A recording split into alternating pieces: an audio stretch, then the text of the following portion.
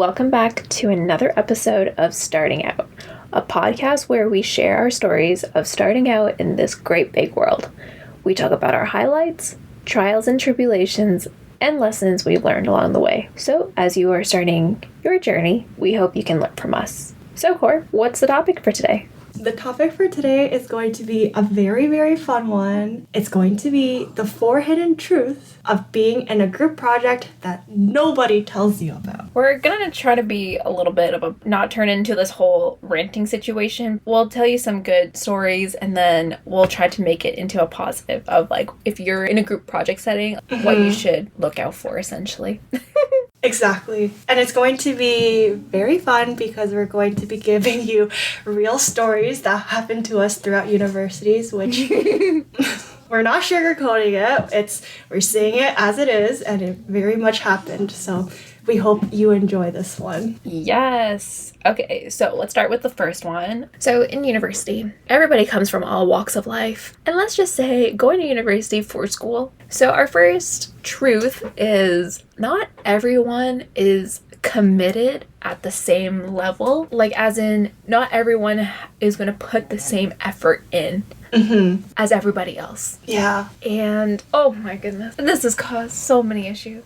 So many issues. Yeah. Even with my experience going through all 4 years of university, every semester there was at least one course that had some type of group project, whether it's a presentation or a paper that you had to write. The amount of times that we had to track down where this one group member was, or it's the group text, hey, are you coming to this meeting today? Reads but does not respond at all. Oh, I know. I have actually a funny story. So it's actually not my own story, but I resonated with that story. So basically I was like studying by myself and there was like another group of people right beside me, and basically there was 2 girls just ranting to each other. They were like, I don't know where this group member went. Basically, we have called him, we tried to Facebook message him, we tried to email him, and they were just like ranting because now they were in a situation where they couldn't finish the project and they had to go ask for an extension with the professor, and the professor said yes, which was very kind. But then spicy drama happens. They call him. And they put him on speakerphone. I was just minding all my business, but then I just turned off my music because I was like, this is so juicy. But I understand because I actually have been in that position where I'm like texting and constantly, like you can't find the person. But what was so interesting was they called the guy who was like missing. And they were like, what happened? And this guy had the biggest ego. What do you mean? You didn't have to text me that many times. You didn't have to do that. He was like reverse victim blaming them. Yeah. It's like the reverse Uno card. Yeah. He was like, you made me feel so whatever, and you didn't support me, and like, why did you go to the prof into extension? I could have got it done. But they're like, you didn't have it done. I could have.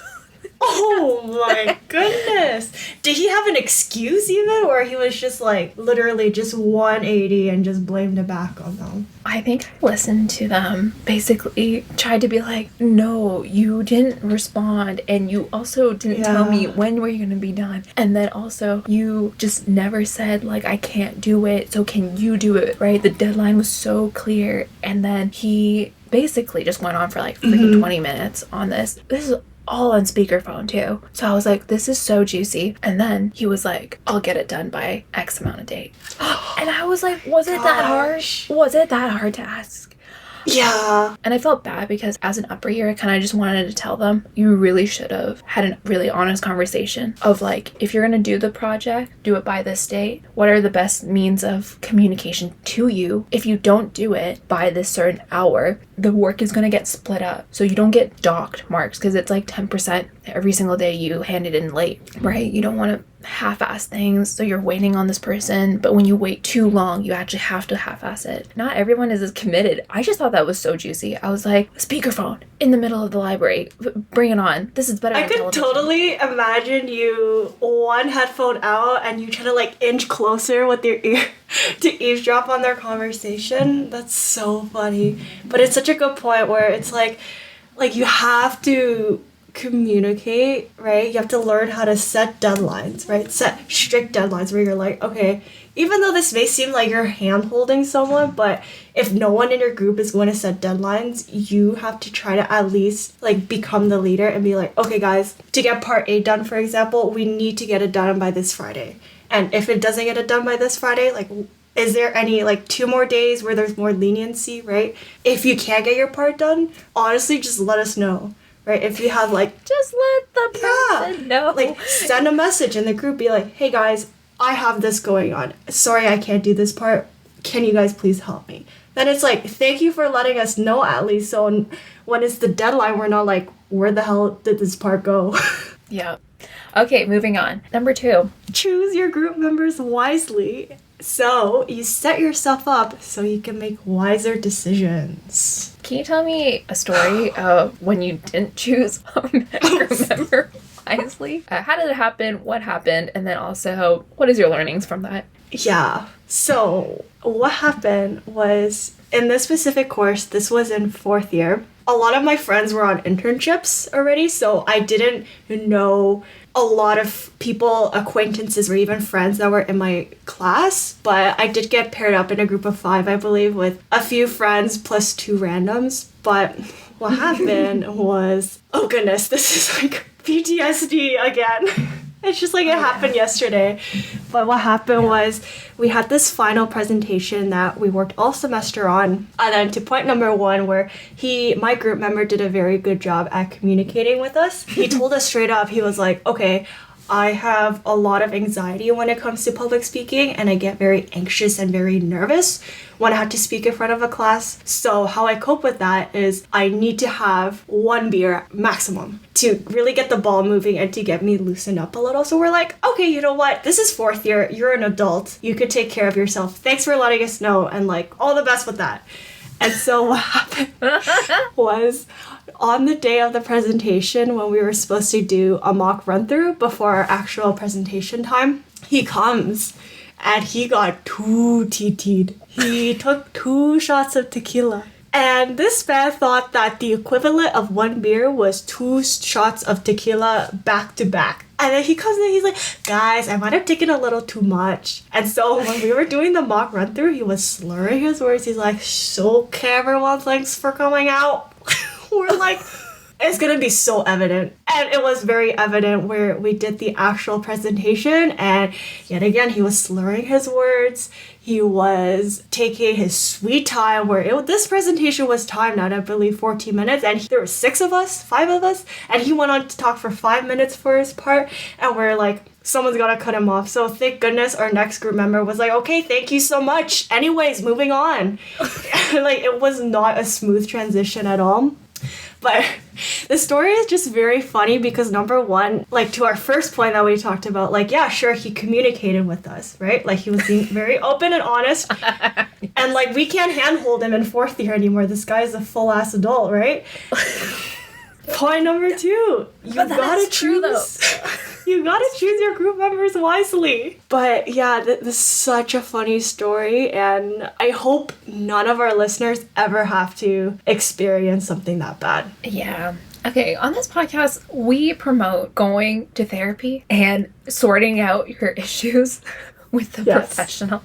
We do not condone doing any form of drugs or drinking or any type of substance before doing something very important. I have a very similar story where it wasn't my group member, but somebody decided to take a stimulant. They said it was weed, but I was like, that shit is not weed, what I see up there.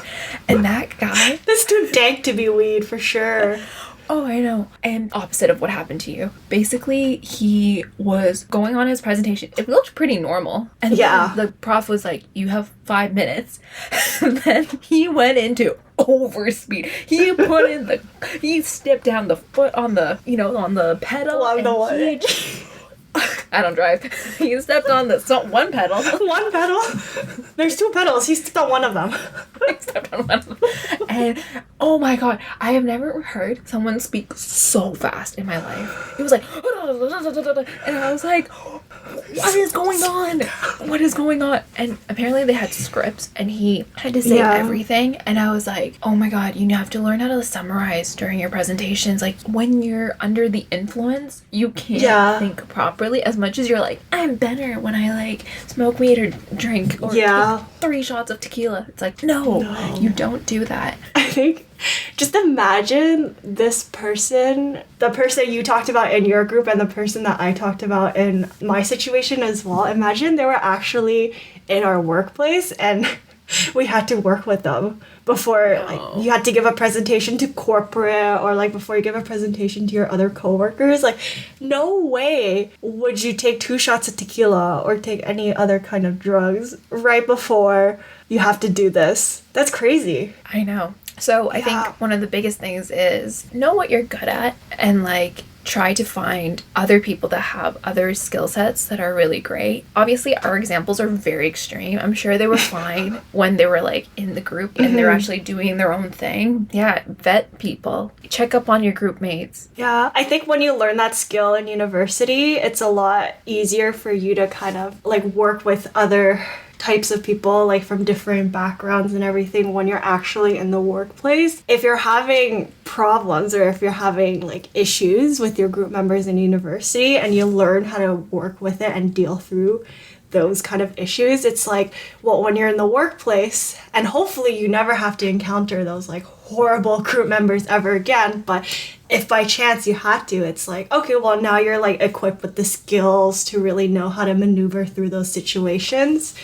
And honestly, I don't think we'd ever seen a situation like that in our work where it was that extreme with group members, right? Just because the stakes are a lot higher in the workplace compared to a group project in university. Oh, yeah. 100%. So what is point number 3? Our third truth is use peer evaluations to your advantage. Do you have a story for this one? I have a really horrifying experience with peer evaluation. I'm like telling you, peer evaluations work, but they only work to a certain degree. Yeah. So I had a really interesting experience with peer evaluations because in first year, do you remember that one class where it's like, if you were so horrible in your group project, you can actually get fired in your group. And then basically you have to do like the shame of like standing in front of the class and be like, I got fired, so can someone else take me in? And someone has to take you in and you have to like do a very like embarrassing thing. So fun fact, a lot of people ended up stepping up to the plate. Where it doesn't really work is when you're filling out the peer eval and everybody lies and says, everybody did 100% of the work. Yeah. It's great. Like everybody did an equal amount. Yeah. And sometimes you're like, okay, I want to pick my battles and I don't want to go down the whole route. But I'm talking about the times where the peer eval is supposed to be there if things go horribly wrong. Yeah. As in, I'm trying to get you to do work, you're not doing it, but and when we're lying to the peer eval saying everybody does 100% of the work, and you're like, not everybody did 100%. I think my craziest thing was like, I basically had to bring it up to a prof. Peer evals only work if the prof and the TA are using it. If they don't use it, screw it. It doesn't even work because half the time it's like you have to actually go in conflict resolution, like mediate with somebody, right? It's almost like therapy. You have to go. But it's very awkward.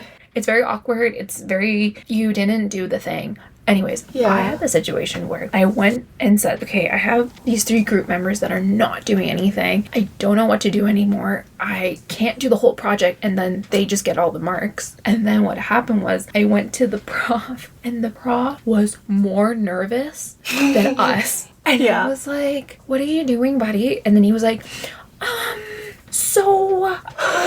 and I was like, oh my God, like, are you kidding? It would have been better off if you just like handled it in your group. He's like, oh, how could this have been different? And I'm like, no, something happened and I need you to help us either communicate or set the expectations like, no, everybody has to do the work. Yeah. But he was so nervous himself that he couldn't even do it. Yeah, and it bit me again in 4th year when I had the same exact situation and no one looked at the peer eval. Like all the profs weren't even looking. Yeah. They were just like, oh yeah, you completed it. They didn't even look at it. And I think the only program that actually did a good job was like the health science. They actually sat you down with an upper year and you guys had to discuss weekly what went well, what went wrong, how are you communicating? You know what? It only works in that scenario. You're paying a lot of money for that too. I'm just saying, you pay a lot of money for a broken system. Yeah. I feel like almost all of the group projects that I was in required you to fill it out, like to fill out the peer evaluations.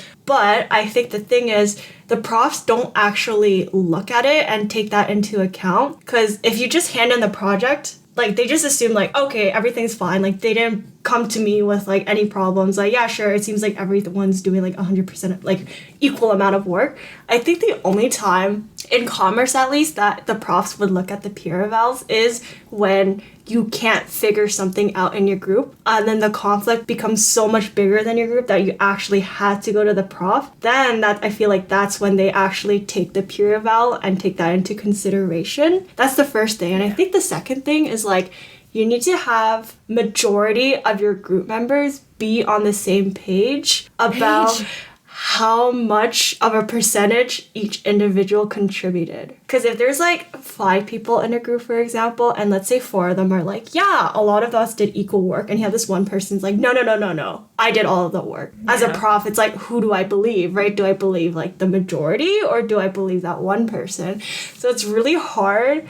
Like you said, like the health science do a great job where it's almost like ingrained in their curriculum that every week that like they have to sit down to do that self-reflection, and that's what's so important. We love self-reflection in this podcast. We love it, right? You should be continually assessing how you're doing and how everybody else is doing, because once it freaking blows up, you're at that point, you're just doing collateral damage, right? The damage is so big at that point that you can't even fix it. Yeah. What they teach you in school, it's always like try to resolve the conflict within your group first before going to someone, right? Like really try to figure out like what exactly is the problem. Talk about how each person is feeling. And then if... I have a qualm with that. Oh, yeah. Okay. I have a qualm with that because these people never had the opportunity to understand what good group function is. And then also you're trying to ask them to like do it themselves and then crash and burn. Yeah. Right? That's why I was like, if I'm paying for this education, someone should mediate, as in like help us guide us in the right direction. Not give us the answers or anything. Someone should at least guide us, help us to be like, okay, how can we communicate better? Have you thought about this?